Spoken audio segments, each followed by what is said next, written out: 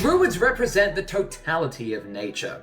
From the dirt beneath your feet to every animal across the great wheel of the multiverse, Druids protect nature in its entirety. But when you consider that 71% of the world is water, and there's no Druid circle specifically for that, I think that's insane. So I did something about it. Hello, my name is Ethan Cat, and this is Ethan's Magic Emporium, where today we will be talking the Circle of Seas. A druid circle for seafaring spellcasters and oceanic oracles. If you ask me, the reason why we haven't had a seafaring or ocean druid before is probably a matter of narrow thematics. Sure, having a druid that commands and controls water and ocean sounds good on paper, but what if you're playing a campaign that takes place in a city, or in a desert, or underground, or in the sky? While creating this subclass, I wanted to keep the theme and flavor of a seafaring oceanic druid alive, while still making the mechanics viable even if your campaign takes place on land. Much like other druid subclasses, you get access to your circle spells, which are always prepared and don't count against the number of spells you know. These spells, which you get as you level up, include Create or Destroy Water, Armor of Agathis, Summon Beast, Snillock Snowball Storm, I've recorded this like 5 times, I'm keeping that in.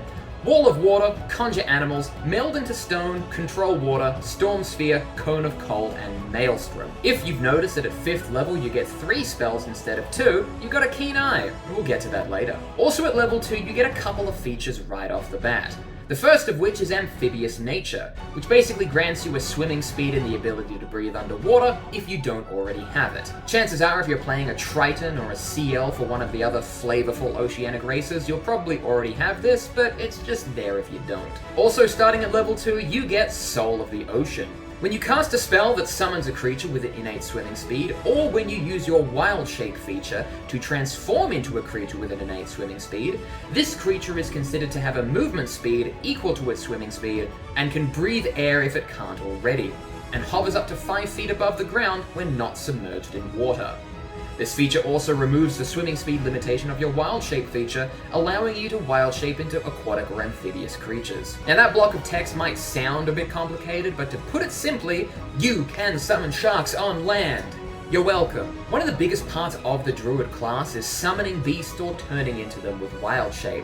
And if you're a sea druid who's taken out of that oceanic environment, you lose a lot of the flavor that you probably want to bring to your character. So basically, this feature lets you take those oceanic creatures with you, even if you're on land. This also allows you to Wild Shape into swimming creatures before you hit level 4, however you still need to adhere to the challenge rating requirements of the class feature. But as I said, more importantly, land sharks. The final feature you get at level 2 is Knowledge of the Tides, which is a versatile feature which allows you to pick and choose how your connection to the ocean manifests. This feature grants you proficiency with tridents as well as 2 of the following options. You can be proficient with water vehicles, like boats. You can be proficient with navigator's tools and cartographer's tools. You can learn your choice of the Shape Water, Ray of Frost, or Acid Splash cantrips, which count as druid cantrips for you.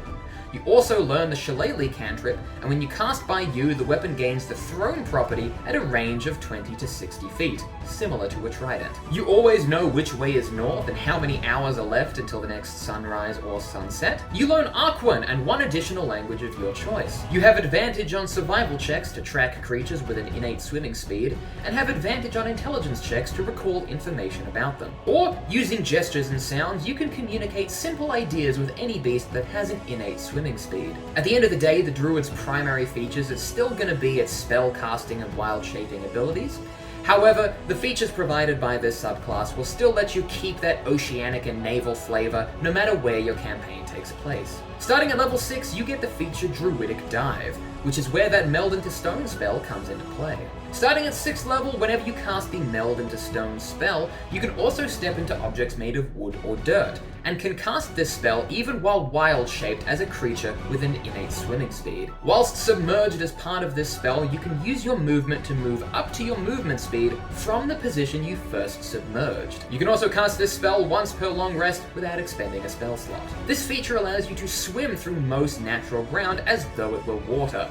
However, if you want to move at a range more than your movement speed, you're going to have to cast the spell multiple times. This feature allows you to quickly escape danger or avert traps by swimming through natural ground as though it were water. However, it does rely on higher level spell slots, and of course if you're casting at a level higher than 3rd, it doesn't give you any extra benefit. Starting at 10th level, you get Wild Water Breathing, which allows you to breathe underwater even whilst wild-shaped, even if the creature can't normally. It also provides you a swimming speed equal to the creature's walking speed. You can be a tiger underwater! You're welcome. In addition, if you wild shape into a creature with an innate swimming speed, or summon a creature with an innate swimming speed on land using your Soul of the Ocean feature, you or the summoned creature can hover up to 15 feet above the ground. Your land sharks can now fly! You're welcome. Additionally, at 10th level, you get Rising Knowledge of the Tides, which provides you with an additional option from the Knowledge of the Tides feature gained at 2nd level. Finally, at 14th level, you get Arcane Aquarion, which augments every one of your Circle of Sea spells when cast by you. Okay, there's a big list of spells and they all do different stuff, so I'm basically just going to read the list off. Create or destroy water. When using this spell to create rain, you can remain concentrated on this spell for up to a minute to maintain this rain on subsequent turns. At the start of your subsequent turns, any water created in the previous round vanishes. This allows you to maintain the rain created by the Create or Destroy Water spell to tackle raging fires, keep the ground slick and wet, or just, I don't know, you're the player, use your imagination. Armor of Agathis. While you have the temporary hit points created by this spell, you are resistant to cold damage. Snillock's Snowball Storm. On a failed save against the spell, the creature takes an additional 1d4 cold damage for every level the spell was cast at. Wall of Water. The wall created by this spell is not considered difficult terrain by you or creatures you designate. Control Water. As part of casting this spell, you can also cast Create or Destroy Water to create additional gallons of water to manipulate. These spells are both cast using the same action, but each consume spell slots as though they were cast individually. Cone of Cold. Friendly creatures automatically succeed on the saving throw against this spell. Storm Sphere. Friendly creatures don't take bludgeoning damage from the sphere when it appears or when they end their turn inside the sphere. Maelstrom.